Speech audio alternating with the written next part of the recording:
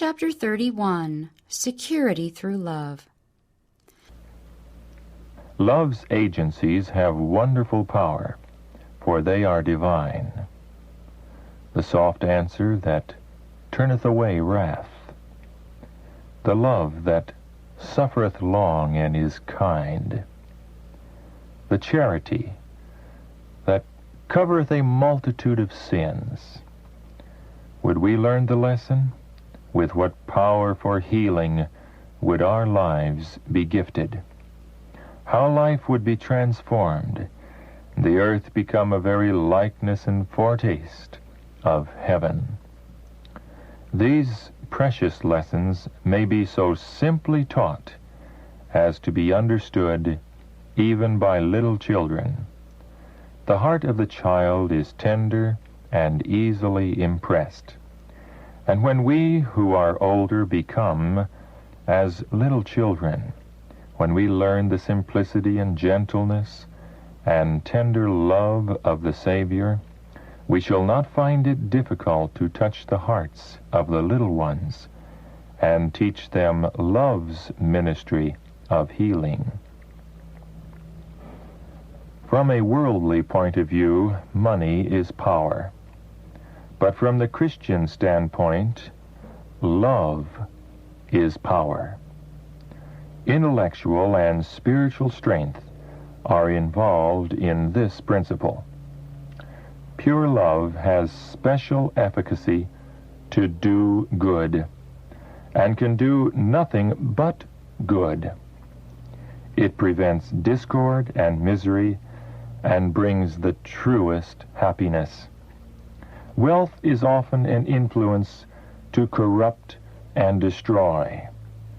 Force is strong to do hurt, but truth and goodness are the properties of pure love.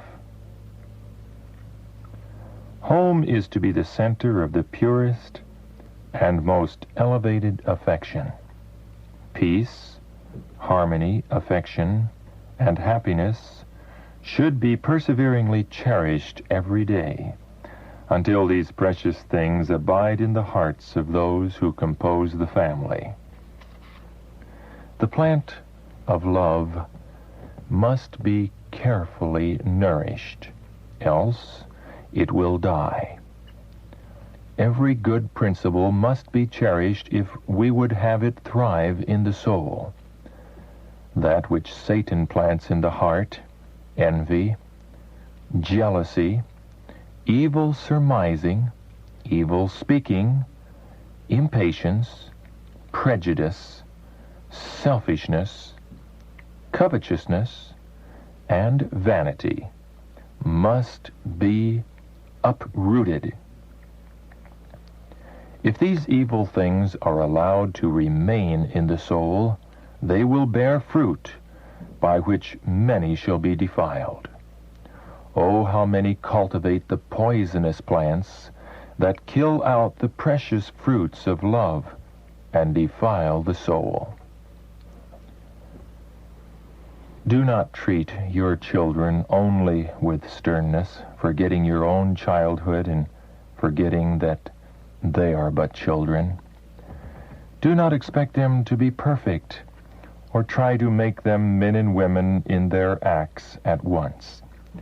By so doing, you will close the door of access which you might otherwise have to them, and will drive them to open a door for injurious influences, for others to poison their young minds before you awake to their danger.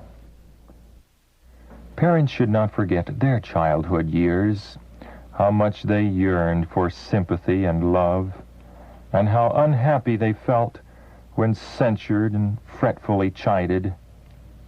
They should be young again in their feelings, and bring their minds down to understand the wants of their children. They need gentle, encouraging words. How easy it is for mothers to speak words of kindness and affection, which will send a sunbeam to the hearts of the little ones, causing them to forget their troubles. Parents, give your children love. Love in babyhood, love in childhood, love in youth. Do not give them frowns, but ever keep a sunshiny countenance. The little ones must be carefully soothed when in trouble. Children between babyhood and manhood and womanhood do not generally receive the attention that they should have. Mothers are needed who will so guide their children that they will regard themselves as a part of the family. Let the mother talk with her children regarding their hopes and their perplexities. Let parents remember that their children are to be cared for in preference to strangers. They are to be kept in a sunny atmosphere under the mother's guidance. Help your children to gain victories. Surround them with an atmosphere of love. Thus you can subdue their stubborn dispositions. Many mothers shamefully neglect their children, that they may gain time to embroider the clothing or to put needless trimming upon the little garments of their children. When the children are tired and really need their care, they are neglected or given something to eat. They not only did not need the food, but it was a positive injury to them. What they did need was the mother's soothing embrace. Every mother should have time to give her children these little endearments, which are so essential during infancy and childhood. In this way, the mother would bind up the children's hearts and happiness with her own. She is to them what God is to us. You should ever impress upon your children the fact that you love them, that you are laboring for their interest, that their happiness is dear to you, and that you design to do only that which is for their good. You should gratify their little wants whenever you can reasonably do so. Never act from impulse in governing children. Let authority and affection be blended. Cherish and cultivate all that is good and lovely, and lead them to desire the higher good by revealing Christ to them. While you deny them those things that would be an injury to them, let them see that you love them and want to make them happy. The more unlovely they are, the greater pains you should take to reveal your love for them. When the child has confidence that you want to make him happy, love will break down every barrier. This is the principle of the Savior's dealing with man. It is the principle that must be brought into the church. In many families, there is a great lack in expressing affection one for another. While there is no need of sentimentalism, there is need of expressing love and tenderness in a chaste, pure, dignified way. Many absolutely cultivate hardness of heart, and in word and action reveal the satanic side of their character. Tender affection should ever be cherished between husband and wife, parents and children, brothers and sisters. Every hasty word should be checked, and there should not be even the appearance of the lack of love one for another. It is the duty of everyone in the family to be pleasant, to speak kindly.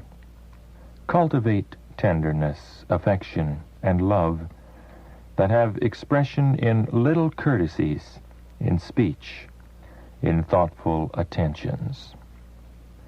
The best way to educate children to respect their father and mother is to give them the opportunity of seeing the father offering kindly attentions to the mother, and the mother rendering respect and reverence to the father. It is by beholding love in their parents that children are led to obey the fifth commandment and to heed the injunction, "Children, obey your parents in the Lord, for this is right." When the mother has gained the confidence of her children and taught them to love and obey her, she has given them the first lesson in the Christian life.